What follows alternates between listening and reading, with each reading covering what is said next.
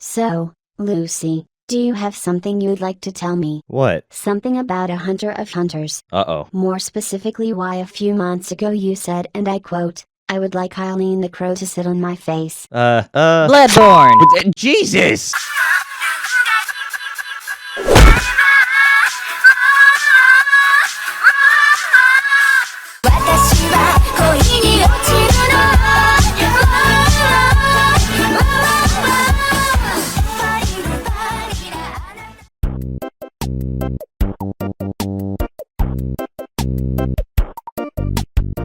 I've been wanting to do a video on Bloodborne for a long time, and now I think it's the right time to do it. It's literally the only thing you're good at. That's not true. I'm good at making YouTube videos. Sure you are. So in this video, we'll go over the game as a whole, plus my recent playthrough of the game instead of just discussing the story. Wow, so you actually remembered to use your hours of gameplay footage this time, huh? What do you mean?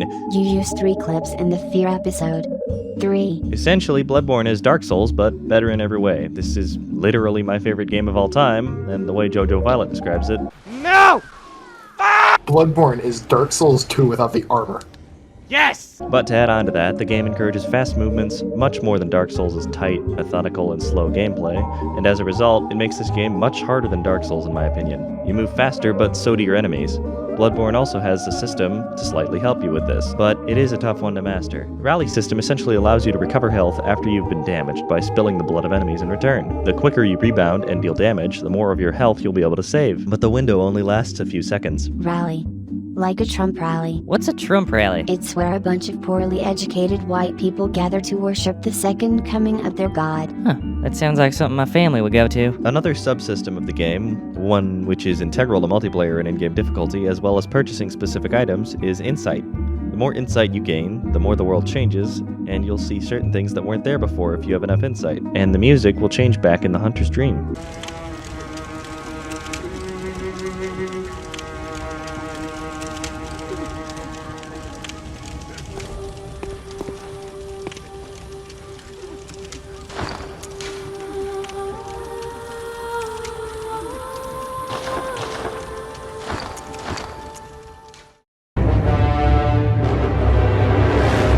The weapons in this game are mostly referred to as trick weapons. Unlike in Dark Souls, where you can sometimes go two-handed or change your stance to affect the weapon, in Bloodborne, the bitch transforms. Wait, what? Want a stick you can cram a circular saw onto? It's there. Want a cane that turns into a slashy whip? Yep. What about 2 swords that make a bow? Got that too. Oh my god, they're beautiful. She has really weird tastes. Shut up, I have a soft spot for— Mechanical shit, we know. I'm going to cap you. There are so many weapons, so if I accidentally leave some out, I'm sorry, but I'll be showcasing mostly my favorites and a few others that I feel should be shown off. First off, let's start off with my favorite archetype in general, the blood weapons. The Chikage is the weeb weapon. After covering it in your menstrual fluid, you douse your enemies in STDs, causing them to wilt immediately. With the bowblade, you're Minecraft Steven.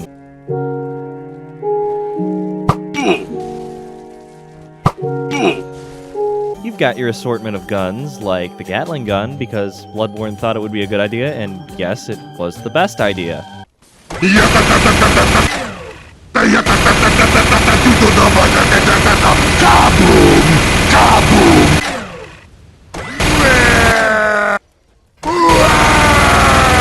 Your standard guns like the flintlock, primitive shotguns, and the church cannon. Have you ever wanted the Warhammer in Dark Souls? Well, this is Warhammer in Dark Souls. Die, heretics! On to strength, we have my personal favorite weapon in the game. It goes by many names, though. Whirligig, the Windmill of Death, but I prefer to call it Satan's Lawnmower. Abandon reason, know only war! Then Ludwig's Holy Blade, which is basically just this game's big sword. We are the bringers of death! The basic hunter axe and the Warhammer hammer. Die! Hey, look, a wagon wheel! Shut up! There's also the skill weapons, which plays more in line as a secondary stat to scale the strength of various weapons, but it does play a big role in weapons like the Burial Blade and Simon's Bowblade. But it is also important and the main stat for weapons like the Blades of Mercy. Ending things off, we have Arcane. And while there's not a ton of weapons that use Arcane, there are some, like the Tonitrus, basically a big Tesla ball on a stick. But you know what else uses Arcane? The wagon wheel! Yes, the Logarius wheel uses Arcane along with Strength. Left-handed weapons, though, are your guns, torches, shields that nobody uses, etc. The Boom Hammer. Burn in holy fire! The War Crime Machine. Touch them in flame! Tesla's testicle on a stick. Oh yeah, so hot. Who goes zap? Whoa! With a wave of my finger and a flick of my dick, one zap from me will kill you quick. The motherfucking moonlit greatsword. If you fought Ludwig, you'll recognize the pain this fucker can dish out. Even gods may die! Rope mollies. Ever wanted to embrace your inner pilgrim and rip a wagon wheel off its carriage to kill your enemies with? Yum! Tentacle Rape Incarnate. Tesla's tiny left nut. The Souls of Menstruation. And suicide bombing inside of a 7-Eleven.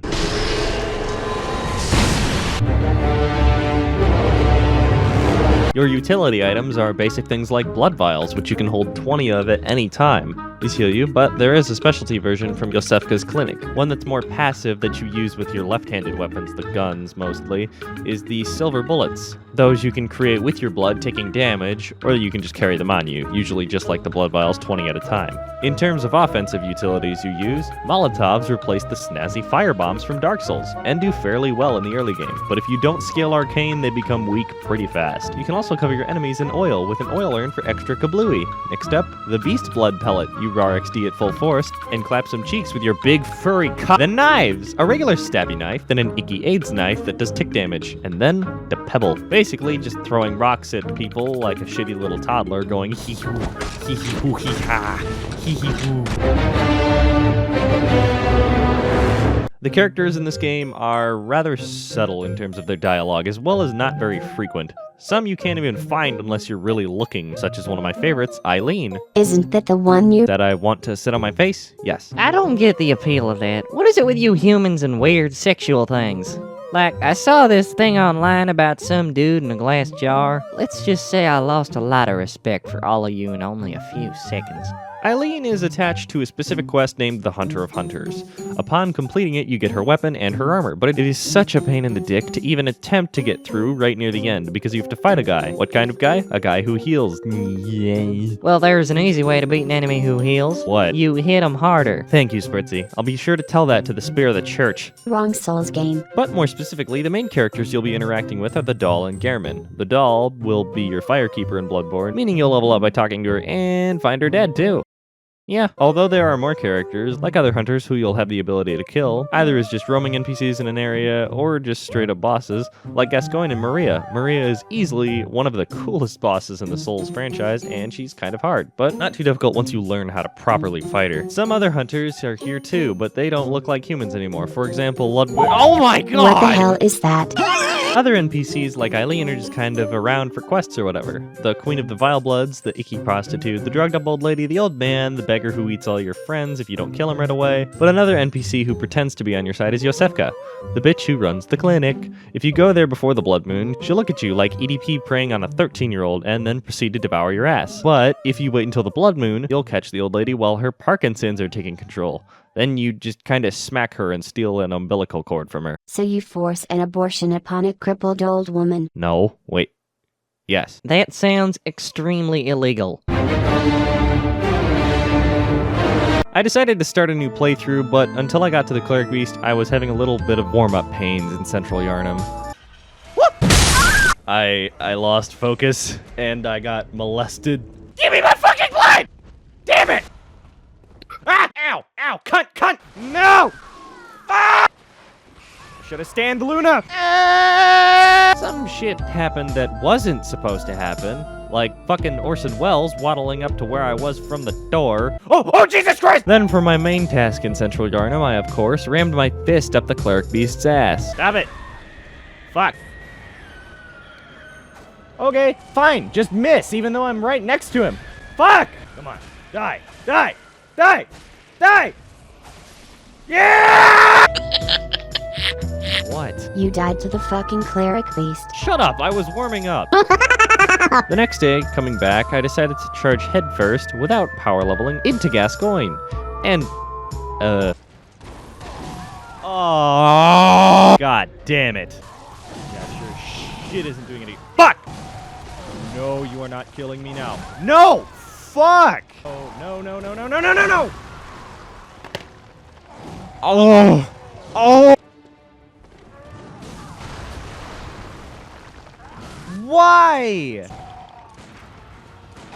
Oh. Fuck yeah! Then, You didn't finish the playthrough, did you? no, absolutely not. But I'm going to pretend like I kept playing anyway. And what if the audience finds out? How would they?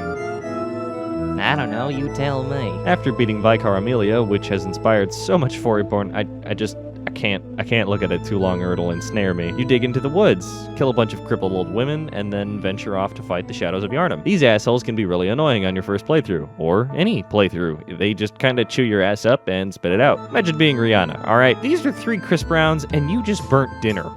Run, okay?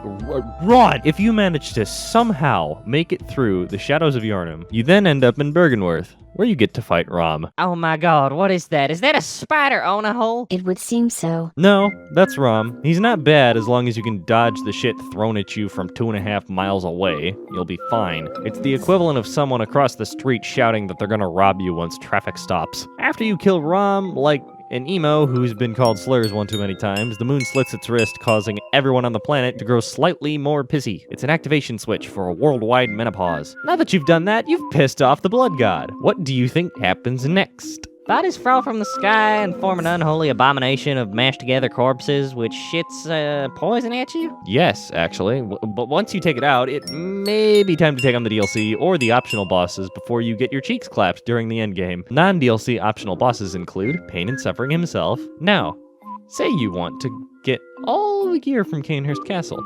No problem. Just go through a short amount of Now time for the hidden shit above the cathedral. Celestial emissaries? Literally easier than the cleric beast. Abriatus? I like to refer to this boss as Star Rape. DLC time.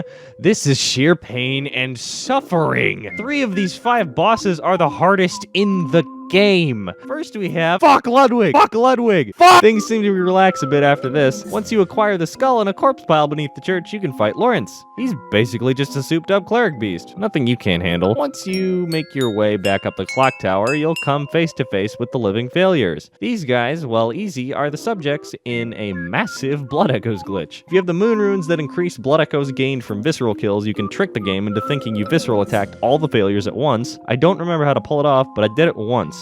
And my blood-tinged character almost made it to level 400. That's how many echoes I got. Then let's deal with Maria will kick your ass until you learn her patterns. She's not that bad to fight once you do that, but she can still slaughter you if you make any mistakes. And I mean any mistakes. After killing her, you unlock the fishing hamlet. And the boss here is boss is referred to as one of, if not the hardest Souls boss of all time. And I soloed him. Once you've finished with all those optional bosses, including the Dark Beast Parl, you can go ahead and finish the game. You have the 2 Nightmare Frontiers to tackle, one of them having the Amygdala boss. Then you can fight Mikolash, who isn't that bad. He's just annoying on New Game Plus saves. And ending things off, you have the last 3 bosses of the game. Once you kill Murgo's wet nurse, the childlike crying you could be hearing throughout the entire game stops, and the nightmare is being destroyed. So you go back, and depending on what you've gotten to finish the game, you might have the option to fight 2 more bosses. You'll fight Gehrman and the Moon Presence. Gehrman is hard, but the Moon Presence is relatively easy. And once that's done, you have completed Bloodborne. This game, easily one of my favorites, if not my favorite. I love this game. I'm sorry this video took so long to finally get done, but I hope you guys enjoyed it.